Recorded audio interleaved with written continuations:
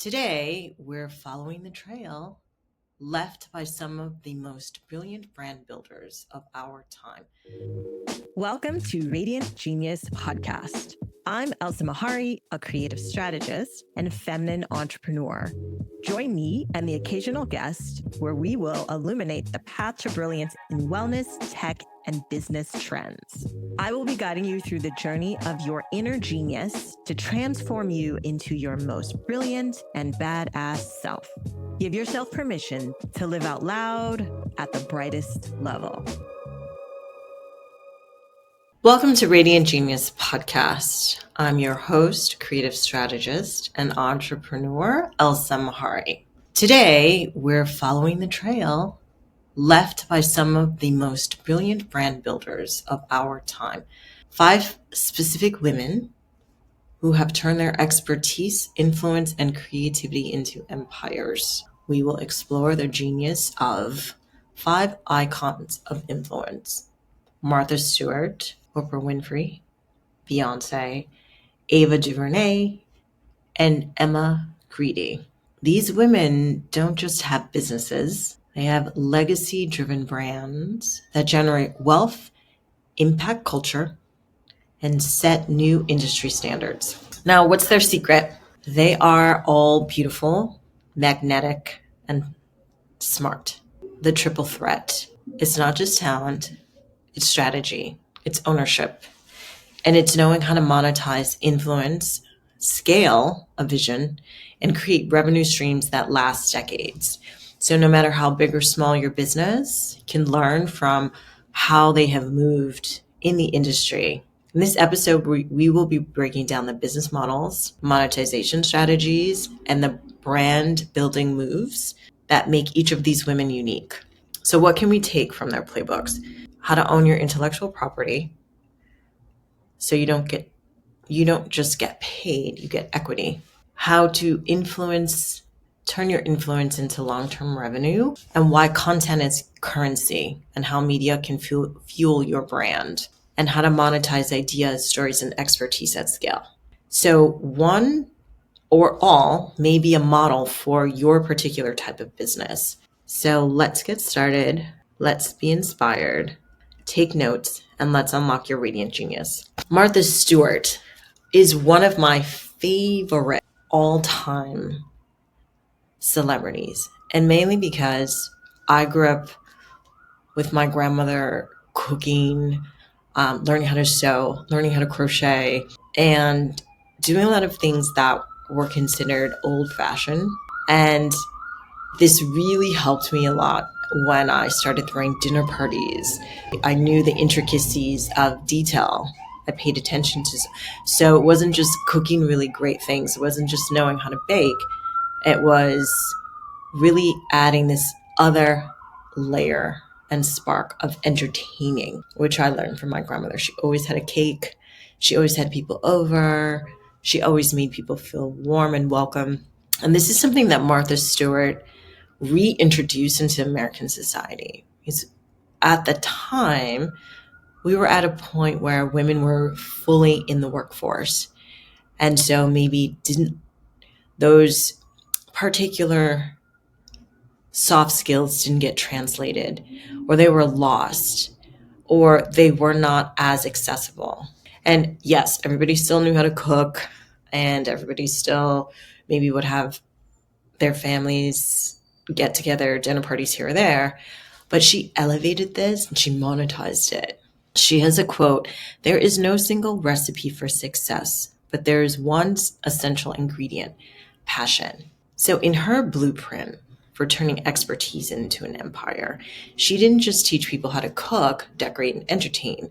She turned her lifestyle method into a billion-dollar industry. And currently there's this amazing Netflix documentary called Martha, which is about her life. Highly recommend.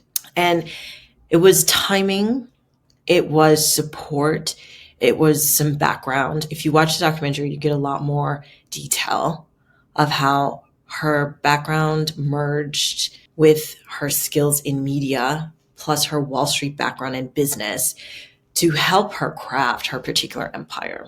So she not only mastered licensing, she mastered publishing, merchandising, and then her name. She made sure her name was on everything. And she became the brand before she created everything else. And she started just doing one cookbook. She had the opportunity presented to her because of who she was. She was modeling before she went to Wall Street. So everything kind of stacked and layered upon each thing, and she took advantage of it in her wheelhouse because she was beautiful, she was blonde. She was like, I'm going to be the face of this book. And then she had the background. So she was throwing these dinner parties with her husband, which led to a catering company, an entertainment company, which was for a certain elite group. And then she took that and she marketed it to, I would say, the everyday person, because everybody wants to feel amazing and have that level of elaborate, exciting, entertaining atmosphere on occasion and have access to it. So, which led to her Kmart branding, which led to her licensing deals. And so she really transformed homekeeping into high culture and high commerce. And it wasn't a straight road. It was I remember when I was in publishing, Martha had a 1 or 2 year deal with Time Inc. She worked with them, and there was, after a while, not an alignment. And she had a very particular vision, and they either didn't believe in her vision or they wanted to do things a certain way. And then she left and started her. And so really it's confidence in herself. And I think she's maybe the first billionaire women to have their own media company. And she her media empire, she had books, she had TV, she had magazines. And I think Martha was pre-Oprah, who we're going to get into in a minute. And she set the standard for, my face is going to be on the cover of this magazine. And I'm the brand that creates the architect of these experiences. She didn't come up with homemaking, but she elevated it. And that's what she branded. So the Martha Stewart Living Omni Media Company allowed her to control her publishing, TV product licensing. And then she mastered the licensing. She had her name on cookware, home goods, furniture. I even have a Martha Stewart family tree printout it's like 24 by 24. It's huge. I still have it in the box because it was sort of overwhelming to create. I was like, okay, I have to get everybody's name. I have everything. I haven't done it yet, but I didn't even remember that she had created this. And it's everything to do with entertaining, as you think Martha Stewart. I mean, people even nickname me, depending on which type of dinner party at the time. Her name is synonymous with elaborate. She was the prototype for this generation. If you were doing something that was outside of the typical. So she didn't just sell advice on how to garden or how to cook something. She's an entire aesthetic, and she monetized it across multiple industries. So I would say the Martha effect is turning a personal brand into generational wealth. And just like, which we'll get into, how Oprah leveraged trust to build an empire, Martha leveraged expertise and product licensing to create a business that runs without her needing to be in front of the camera every day. So there were so many things that went right. And then we get to where things went wrong, where they used her success against her and tried to take her down. But that's another podcast, her success story and her pivot to after she got out of prison, how she did a collab with another famous person and reinvented herself. She's genius. She literally is a forever icon. And I think that the lesson is Martha understands products, not just content, create lasting wealth. And her name is still valuable right now. She's adjusted her image. And I think more importantly, because of that experience that she went through, she's become even more relatable, more human. And I don't know if she's going to rebrand or do another product line in the future, but anything that she creates, she's has you can still look at her cookbooks, you can still look at everything she's created and use as a prototype. I love everything she's done. And everything she's done is evergreen. So some key takeaways. Don't just influence, own the industry. Really become iconic for whatever it is that you do. If you're one of the really great things about what's coming, what's innovating now, is really taking things from the past, reimagining them in whatever industry and presenting. And this is going to be so important in AI as well in this time frame, because we're losing things that right now we're taking for granted, and pretty soon they won't exist. And that's a whole space for someone to take, oh, we used to cook food and now we don't cook food. And so we're going to reintroduce cooking food. And that might be a little extreme right now because obviously that's not the space we're in. But essentially, that's what she did. She took something that wasn't really happening as often. She reintroduced it and she elevated it. Beyonce's the cultural archivist and architect of Black legacy. Beyonce is such a powerhouse and so iconic because of how she has tapped into the emotion of identity in the Black culture. So outside of her being an amazing performer and musician, she pulls from so many different teams. She pulls talent, she pulls history, and she crafts it into stories that live through her music, her presence, her onstage. So the experiences that she creates from her films, short films based on the concerts, to the products that align with those experiences. She's actually an archivist for Black legacy. Beyonce has a quote, "If everything was perfect, you would never learn and you would never grow." And I see this in how she's constantly reinventing. And each time she comes up with a new experience, product, concert, she has a new look that you identify with that time period. So it's like the cowboy experience. If you see that, you know what songs went with that. That she won the Grammy for that.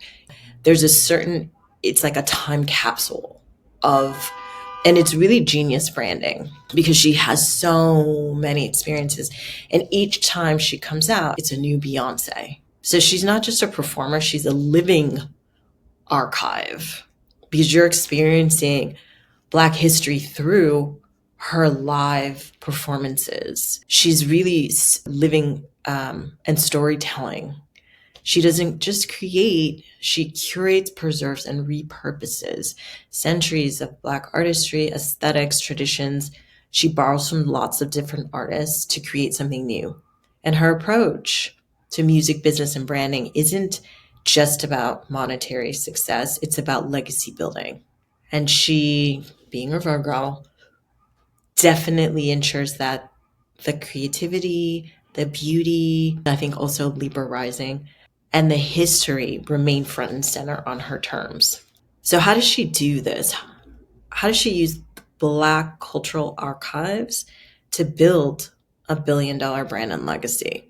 She integrates historical Black references. This taps, for a lot of people, an emotional connection immediately through Lemonade, Homecoming, Black is King, references specific time periods. She revives overlooked Black narratives and artists, from HBCU culture to African spirituality. She monetizes cultural legacy, ensuring that this art and experience is valued, and she's creating value from that as well. And she's in the preservation, she's remixing it. So a little bit similar to how Martha Stewart has remixed homemaking into an elevated modern, Beyonce has remixed this cultural legacy into her own thing. So you can re-experience it in a new way while having the nostalgia that taps into the emotion. And so by curating the past, she's redefining the future. She's using this cultural preservation as a business. She's making Blackness luxury. She has multiple different brands, and she is always owning. She's transmuting and owning the rights and elevating. She'll create something, own it, repurpose it, make money off of that. So she's really a master at this business model, putting it out one way, repurposing it 15 ways, and then doing a whole product line around that and running like clockwork. And it's really genius. And I think that by her integrating Black history into this modern art, she's always able to create stories that remain central and that tap into the emotion, which is tapping into the wallet and pocket, because this is something that is so essentially valuable. So her brand is cultural legacy, and that's her business strategy. And now, Oprah. I love Oprah. I think she's iconic regardless of what is happening now. She's provided so much value as an inspiration to so many people. I think she has a very non-traditional story.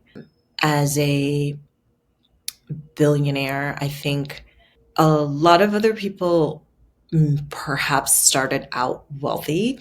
If you tap into Oprah's origin story, you know that she's not classic. She didn't grow up wealthy. She has not had an easy road. And I think that's what makes her hero story arc even more compelling. And it's not a road of, and you can too, but it is the brilliance of, and she says, luck happens when preparation meets opportunity. Oprah is an opportunist, and she takes advantage definitely of existing experiences. And her biggest asset is trust. She gets people to trust you. She shows, based on how she has existed, the vulnerability, I think, is really her trust aspect. The vulnerability of who she is, what she's been through, and she can get people to open up. And I think that her blueprint has really to do with how she built an entire economy around her name. And of course, she had help from when she started, before she launched Harpo Productions, to creating OWN. She basically proved that the key to wealth in media isn't just being the talent, it's owning the platform. So she also followed the Martha Stewart model. She had first she had the television show where, again, visibility is key. She had the visibility. Her key audience were, I would say, middle America, women who really connected in. They really trusted her. They allowed her to tell their stories and experience life. And she elevated them. And I think one of the key points in the three women are tapping into elevation. It's taking something simple and elevating it. For Martha, it was homemaking. For Beyoncé, it's historical identity that maybe previously wasn't as valued, and elevating it. And for Oprah, it's vulnerability and being able to share and connect. And she did that in her TV series. Then she had a magazine where she was on the cover using the same prototype as Martha Stewart, being on the cover. So you are the brand, and continuing that. And then pivoting into her television network, where she would share stories of other people's, I would say, deeper spiritual experiences. So that's going even in celebrities and really like inner stories, like The Secrets. So her brand was about getting you to open up and tell your story.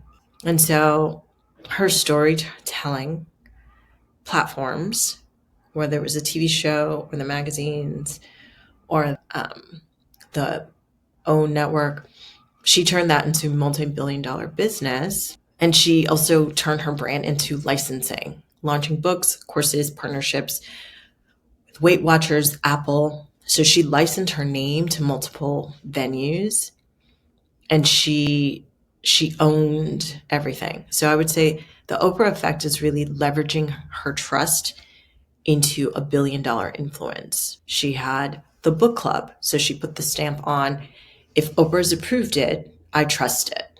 So a single book endorsement could make someone an overnight bestseller. She transformed these books into cultural events. If someone got her approval, could be life-changing. And so her strategy was making the audience feel personally connected and then turning that trust into a business model. She basically sold credibility, and credibility sells everything. Now, the caveat with that is you can't make a mistake, because once people stop trusting you, then that's your brand. And so what can we learn from her formula? Own the content, own the platform, sell trust, not just products, and your brand is credibility. That can be a business model for you. Don't just be on the face, on the platform. Trust is a business model, and licensing equals lifetime wealth. Oprah is a $1 billion trust signal. This next person I had the opportunity to meet, and I also met Oprah, actually met them at the same event. And she was just so lovely. She's so different from the other people on the list because I would say she started in PR, and this is Ava DuVernay. Ava DuVernay was the person who represented the celebrities. She understood visibility. She was that person. She was in the background. And she pivoted into who she is now, much in the center, very much in front of the camera. But she still works to raise visibility for others. And she's such a beautiful human. So Ava has a quote, when you're in your lane, there is no traffic. And what she does so beautifully. And it's storytelling, social impact, and business ownership. Ava is a filmmaker, but she's also a cultural architect. And she's a director that she relies on Hollywood's traditional power structures, but she's also built her own. She founded Array, her film company, and she uses that company to direct socially impactful films. And she proves that true power isn't just in creating, it's in owning the platform. So again, we have ownership. So Ava's leveraged storytelling into business. She directs a certain type of film. It's groundbreaking. And it's historical as well. She's a producer, she's a showrunner, and she's a change maker. She built her own infrastructure. Instead of relying on traditional studios, she created a distribution pipeline for independent Black and Brown filmmakers so that they could get their work seen. And that community elevated her and gave her leverage, more leverage, I think, in Hollywood. And the Hollywood game is so complex, but she has really had high success and visibility because of this. And I would call this the Array effect. So Ava became her own Hollywood, and she has a community of filmmakers who she's elevated. And so she owns the pipeline, she cultivates demand, and she lifts others as she climbs. And she's investing in the next generation of underrepresented creators. So she'll always have support, even if Hollywood doesn't support her because of this. So instead, and this is almost like the Tyler Perry playbook. Instead of building a studio in Atlanta, she built a global platform of diverse filmmakers. So some key takeaways: don't just create, distribute. Power isn't just in the content, it's in who controls where it's seen. Culture drives impact. Ava's films don't just entertain, they shift public perception. And your industry isn't your ceiling. So filmmakers don't usually own distribution companies, but she redefined what a director could be. And she's so amazing. And Ava is the proof that the most powerful stories are the ones that you control. And she's building an industry where diverse voices don't need Hollywood's approval. And that's very powerful. And our final person on the list today is Emma Grede. So I've just recently discovered Emma. Been following her on social media. I think she's brilliant. When I worked at Essence, we did a story on the face behind Skims. And as Skims is a Black-owned brand, I knew Skims to be owned by Kim Kardashian. And then I did a bit of research about her companies and how she's just basically a serial entrepreneur. And her formula is genius. And she works with the Kardashians on a lot of their brands. And she has a particular aesthetic that is consistent.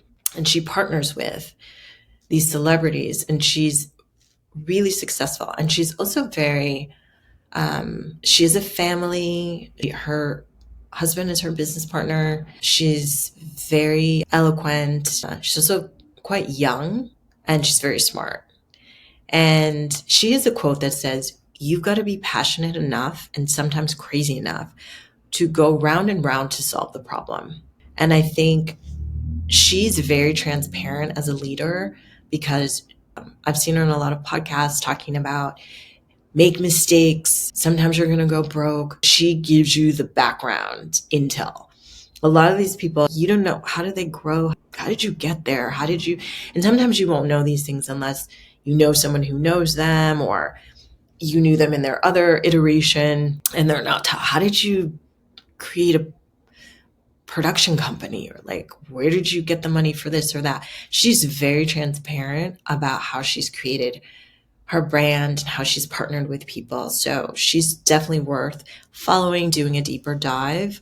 Emma has the blueprint for strategic brand ownership. So she isn't just a businesswoman. She's a master at leveraging high profile partnerships, owning equity, and making everyday products feel aspirational. So it's giving a simplified Martha, I would say.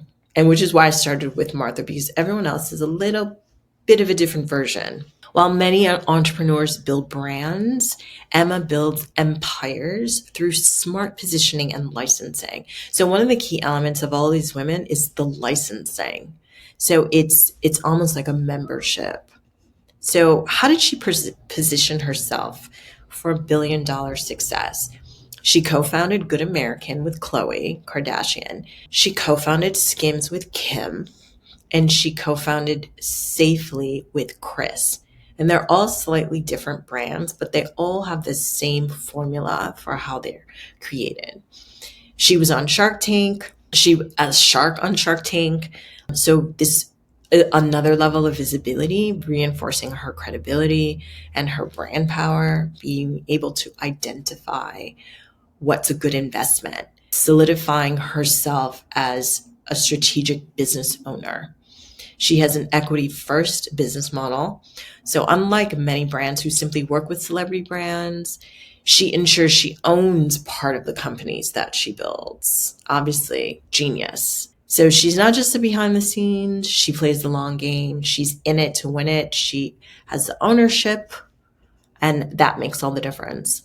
And I would call this the Skims effect. So how she's leveraged these cultural shifts like Kim K did with Spanx, for example. So Kim, she capitalized on Spanx. Shapewear already existed with Spanx, and she capitalized that mental real estate. And in the same way that Emma took something basic, jeans and shapewear, and made it a cultural premium. And so, for example, also Good American's launch wasn't just about denim, it was about inclusion. So it's building on things that already exist, already have mental space. Skims was known for shapewear. Spanx was known for shapewear. Skims was another version of that, the curvy version of that. Good American was known as size inclusive, high end alternative to traditional jeans. So she's doing the simpler version of the basics you already love. And by tying it to a celebrity, you already have a double whammy of visibility. So it's repositioning in addition to high visibility that already exists. And that's about influence that you take and you turn it into ownership. So Her formula is find an industry with major market potential, denim, shapewear, home care. Partner with high visibility figures who can push the brand instantly, riding and leveraging that cultural capital, and then negotiate for equity. Because instead of building from scratch, you build already from what exists. And she's definitely behind the scenes, but she's coming more forward as we get to know her and she's becoming more visible. How are these Kardashian brands just like so successful? And she's the secret sauce. So some key takeaways: own something. Whether you're working with a brand or launching, negotiate for equity instead of just a paycheck. Culture creates demand. So Good American and Skims were not new. They were positioned and leveraged on something that already existed. Partnership equals power. If you align with the right influencer, investor, or collaborator, you can fast track your success. So you always have to create as a founder something bottom up. You can either leverage something that already exists or translate it into something new, or partner with someone who's already highly successful if you have the right formula and you can convince them that you're the winning element. So Emma is proof that wealth comes from positioning, not just product. She controlled market perception. She leveraged influence, culture, and ownership to turn everyday products into billion-dollar businesses. These women didn't just wait for permission, and neither should you, whether you're building a business, a brand, or a movement. The blueprint is there. These are just a few of the many women that have formulas for success. Study them, master them, copy them. Stay true to your vision. How are you going to create your own legacy? Thanks for tuning into this week's episode of Radiant Genius Podcast. Till next time, keep shining, keep creating, and remember, you don't need permission to be brilliant. Legacy Branding Startup Bundle is designed to get you from stuck to self-sufficient. The exact tools you need to set up a business, build multiple income streams, and start securing your future on your terms. Connect with me on elsamehary.com. Drop me a note at Radiant Genius Pod, and let's start building. Thanks for listening, sending soothing calm to your nervous system. Hit subscribe and join me on this feminine-led entrepreneurial journey. The Radiant Genius Podcast, where we discuss all things brilliant.